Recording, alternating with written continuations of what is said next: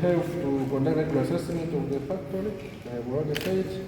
And again, as the activity, the daily activities, to encourage the producers now to make sure that they bring here their product. So we will see, we have a little panel, we will see how the machinery is operating, we have kind of demonstrated.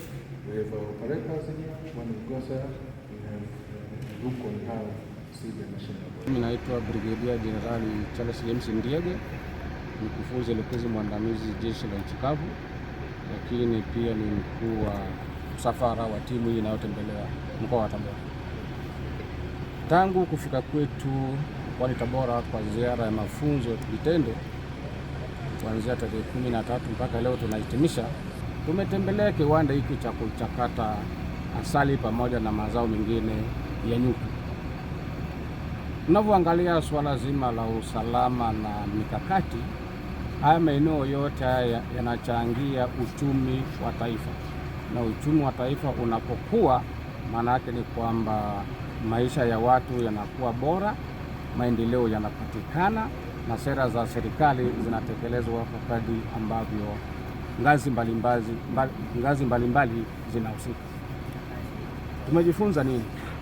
Tumejifunza kwamba mkoa wa Tabora unatekeleza kwa vitendo zile sera ambazo zinatungwa na serikali za kijamii, kiuchumi, kisiasa na kimazingira.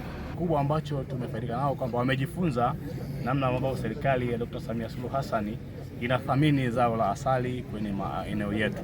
Wameona namna ambavyo tunachakata asali, kupata asali kwa maana ya kimiminika, lakini kupata asali kwa maana nta, lakini pia na mazao mengine yanayotokana na asali. Wamejifunza, wameelewa, lakini pia wamejifunza namna masoko haya yalivyo, kwa maana ya masoko ya ndani ya nchi yetu, lakini pia masoko ya nje ya nchi kwa maana ya asali yenyewe, lakini pia na mazao mengine yanatokana na asali. Na wametoa ushauri mwingi sana kwenye maeneo yetu, hasa kama nilivyowaambia mwanzo kwamba zao hili la asali linaleta uchumi mkubwa sana kwa wananchi wetu wa wilaya ya Sikonge.